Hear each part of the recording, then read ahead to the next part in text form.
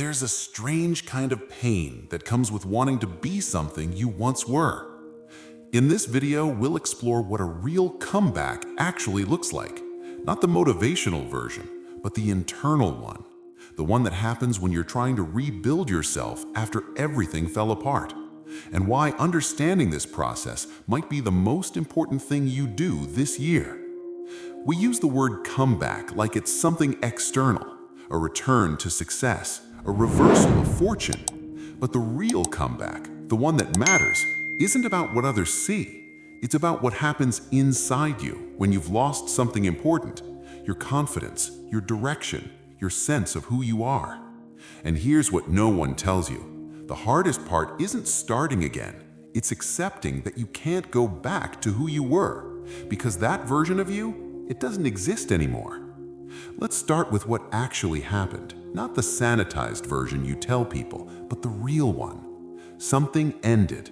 Maybe it was a relationship that defined you, a career path that suddenly closed, a version of yourself you'd spent years building, gone. And now you're standing in this strange in-between space where you're supposed to move forward, but you don't know how.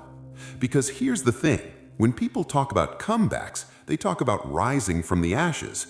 They don't talk about the part where you're sitting in the ashes, wondering if you even want to rise, where the idea of trying again feels exhausting before you've even started. You're not depressed exactly. You're just tired. Tired of pretending you're okay. Tired of hearing that everything happens for a reason. Tired of watching other people move forward while you're stuck replaying what went wrong. And the worst part of you knows you need to let go and rebuild, but another part of you is terrified, because if you let go of who you were, then what's left? So why does this feel so impossible? It's because we build our identity around stability, around the things we do, the roles we play, the version of ourselves we've convinced the world is real. And when that structure collapses, we don't just lose the thing, we lose the story we told ourselves about who we are. Think about it. When someone asks, "Who are you?" what do you say? You probably reference what you do, your job, your relationship, your accomplishments. We anchor our sense of self to external things because it feels solid, it feels provable. But when those things disappear, suddenly you're not sure anymore. And that uncertainty is terrifying, because if you're not the person you were, then who are you? This is why the comeback isn't just about rebuilding what you lost, it's about rebuilding yourself. And that's a completely different challenge. Here's where it gets deeper. Your brain doesn't want you to change. It wants you to return to normal, to the familiar, even if the familiar wasn't working, even if it hurt you, because familiarity feels like safety, and your nervous system values safety over growth every single time. So when you try to move forward, your mind pulls you back. It replays the past. It convinces you that maybe if you just think about it one more time, you'll figure out how to fix what broke. But you can't, because the past isn't a place you can return to. It's just a story you keep telling yourself. This is where most people get stuck. They try to force the comeback before they've done the inner work. They think, if I just achieve something new, I'll feel like myself again. So they throw themselves into work, into fitness, into a new relationship, into anything that makes them feel productive, accomplished, visible. And for a while, it works. You feel better. You feel like you're moving. But then, quietly, the emptiness comes back. Because you didn't rebuild yourself, you just distracted yourself from the gap. Or they go the other direction. They sit in the pain. They analyze it endlessly. They talk about it with everyone who will listen, hoping that if they just understand why it happened, they'll finally be free. But understanding doesn't heal you. Awareness without action just becomes a different kind of prison. And then there's the version where people try to become someone entirely new. They reject everything from the past. They reinvent themselves so completely that they don't recognize their own reflection. And this feels like freedom at first, until they realize they're running from themselves, not towards anything real. So what's the answer? How do you actually come back when all the obvious paths lead nowhere? Here's the shift. The comeback isn't about returning, it's about becoming. You don't come back to who you were, you become someone who integrated what happened, someone who carries the weight differently, someone who doesn't pretend the loss didn't matter, but also doesn't let it define everything. This is the part that no one prepares you for. The real comeback is quiet. It's not a moment, it's 1,000 small decisions where you choose presence over nostalgia, where you choose building over mourning.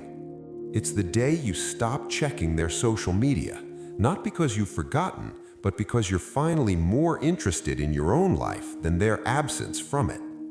It's the morning you wake up and realize you didn't spend the first 10 minutes replaying what went wrong. You just started your day.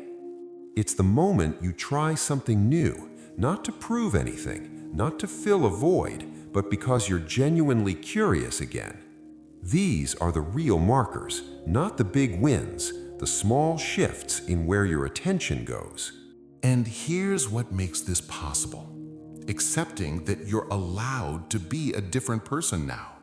That the version of you that existed before, the one who handled things a certain way, who needed certain things, who believed certain things, doesn't have to be the blueprint anymore. You're not betraying your past self by changing. You're honoring what you've learned. So how do you actually live this? First, stop performing the comeback. Stop narrating it to people like it's a movie. The real work happens in private, in the moments when no one's watching and you choose to show up anyway. Second, give yourself permission to be inconsistent. Some days you'll feel clear. Other days you'll feel like you've made no progress at all. That's not failure, that's being human. Healing isn't linear. Growth isn't linear. You don't lose progress just because you have a hard day. Third, notice what you're building toward, not just what you're moving away from. It's easy to define yourself by what you've lost, but at some point you have to ask, what do I actually want now? Not what I wanted before, not what I think I should want. What calls to me now as the person I'm becoming? And finally, be patient with the gap between who you were and who you're becoming, the gap between where you are and where you want to be. That gap is uncomfortable. It's supposed to be, but it's also where the transformation happens. You don't rush it, you don't force it, you just keep showing up. You keep making the small choices. You keep asking yourself, is this decision moving me toward who I want to become, or is it keeping me tied to who I was? And slowly, so slowly you might not notice at first, you'll realize you're not trying to come back anymore. You're just here, present, building, becoming. The comeback isn't a destination. It's not a moment where everything clicks and suddenly you're whole again. It's a process, a quiet, ongoing practice of choosing yourself over and over. And maybe the most honest thing I can tell you is this: you won't feel back to normal. You'll feel different. And that's not a loss. That's the point. Because the person who went through what you went through can't be the same person who came out the other side.